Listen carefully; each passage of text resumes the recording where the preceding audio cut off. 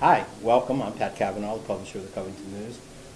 We have back with us again Sam Ramsey and Frank Turner Sr. and continuing our two-part series on our opening and initial two-part series on talking to folks that help make our county and city a great place to live and to raise a family. So without further ado, I'm going to talk to you, Frank. To you, Sam, and we can continue a little bit from last week's discussion on on our leadership. What are your thoughts on our current leadership and good, bad, and indifferent? Listen, I think everybody we've got are good people. I look back and I'll give you a good example. When I was president of the Chamber of Commerce in 1974, we had one person on the payroll, and that was Art Casal. And the board had elected Art,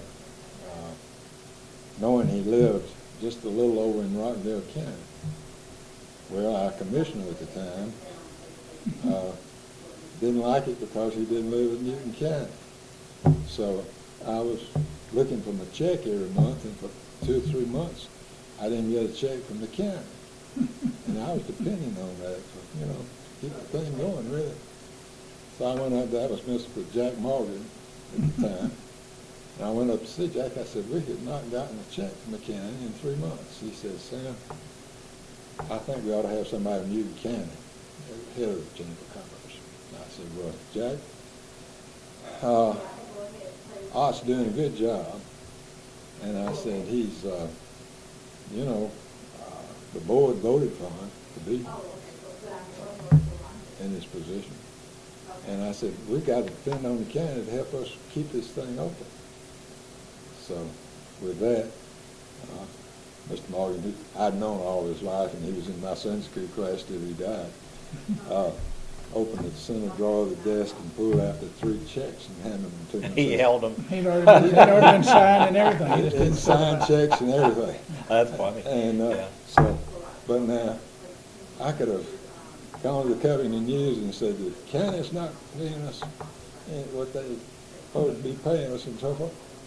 I don't know whether he's giving me those checks or not. Yeah. But, That's, So that was the difference, really, wasn't it? that's the difference Yeah, between, yeah. you've got to talk to folks. Yeah.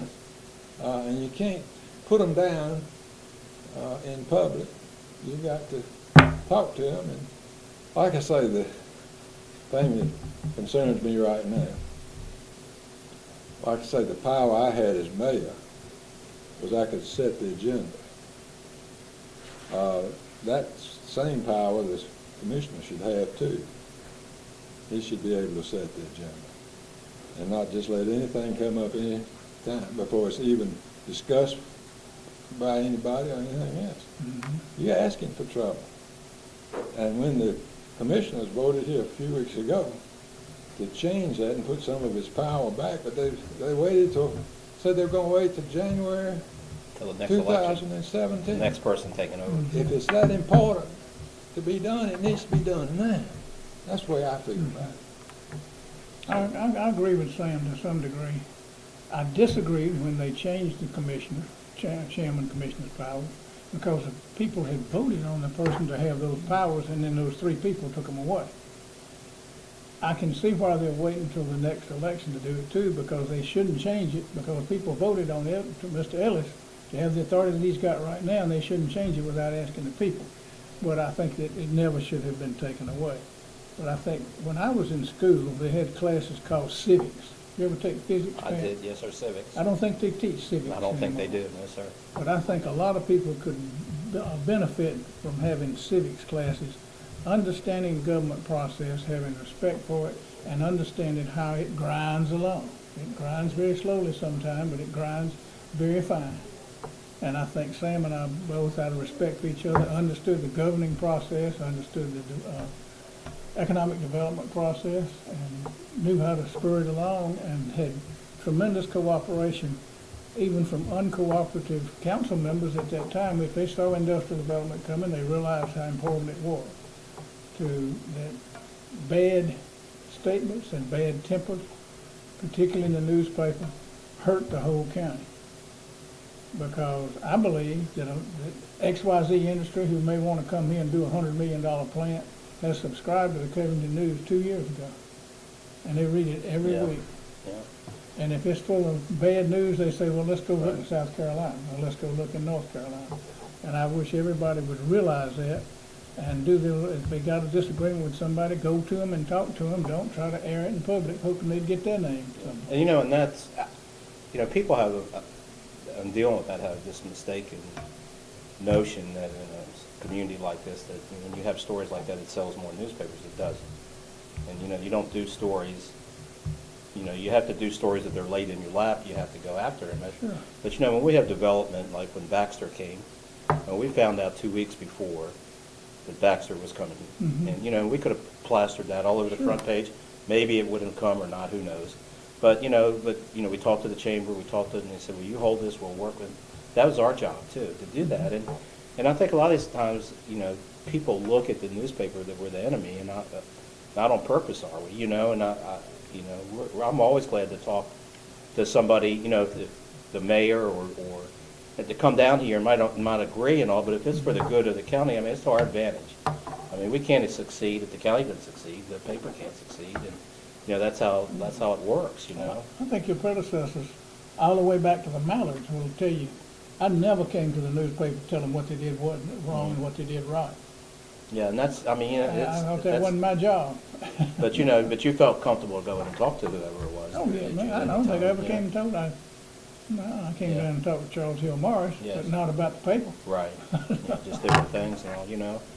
But it's do you think that where we are right now, especially with the county, the city seems to be in fairly good shape, and you guys help certainly put that there's enough money for them to spend on most anything they need with the electric and with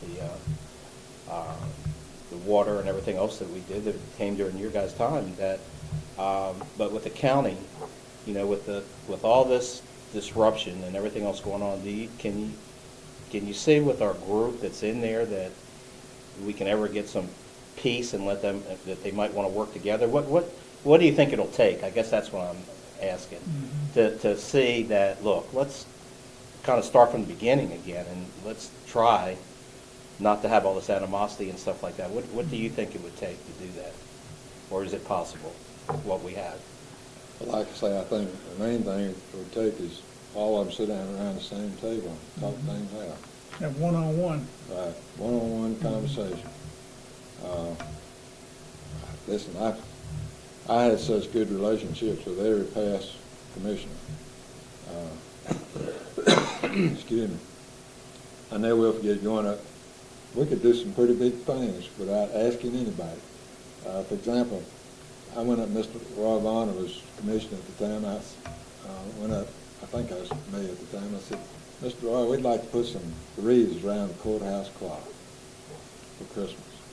He said, I think that's a good idea too. So we not only had a wreath on the front of the courthouse, we put one on each side too. And finally got sort of dangerous to get the fire folks up putting the ones on the side, so we decided not to do the sides. But we had a relationship, and he didn't have to go to the council. I didn't have to go to the council, and he didn't have to go to the commissioners to say, can we put some wreaths on the courthouse? Right. He had the authority to say, yeah, we can put some wreaths on the courthouse. And There was a cohesiveness too. I remember one time Roy Varner was going to speak to a group in Rockdale County, and I can't remember what the group was. And he asked Bill Dobson and me to go along, and Brian Allen, who was an administrative assistant at the county at the time. And we all four went up. Now, Mr. Roy made his speech. And other when they introduced him as Mr. Roy Varner, Chairman of the Board of Commissioners of Newton County, he never said the word Newton County. He said, our community. And that's the way they looked at it all the way along. It was our community. And I think that's what they need to do, is look at our community. And frankly, it takes the city and the county, and the cities really, but with Covington especially, it takes Covington and the county working together to get anything worthwhile done, frankly. And that's not happening right now. I don't think. Well, That I I say. think You know, Ronnie, we- I think we- Ronnie and Keith get along pretty good. I think They Yeah, coordinate okay. on traffic planning, and I mean, that's the biggest thing, money-wise, for the Board of Commissioners. If the mayor of the biggest city in the county and the Board of Commission chairman go to the Board of Transportation together, they get things. Most counties, the county commissioner goes and says, we want X, and the mayor of the big city shows up and says, we want Y, and DOT will say, put those both on the shelf until they agree, and let's go to Newton County, which is agreeing. All right. And we got a lot done Right, by doing that. by doing that. The thing, I am so thankful, frankly, for what the legislature did this past week, and that is finally increase the gas tax, because in my term as mayor, the last 4 years I was mayor, we were getting next to nothing. I think $37,000 to resurface roads in Covington. That won't pave 1 mile of road. No. And they borrowed money, starting with Zell Miller, second term, they borrowed money, the highway department borrowed money, and borrowed money. And now they are paying 40% of their annual budget for interest before they ever build the first road or fix the first road. So they were forced into this week, but at least when things got so bad, they did something. And you know, that's the way, honestly, that's the way democracy works sometimes. Things have to get real bad before people realize we got to do something. Right. So I hope we, right now, Start are that. realizing things are so bad, we need to do something and get this straightened out, and we can. I know the people of Newton County. I know the county commissioners as well as the county, city council folks.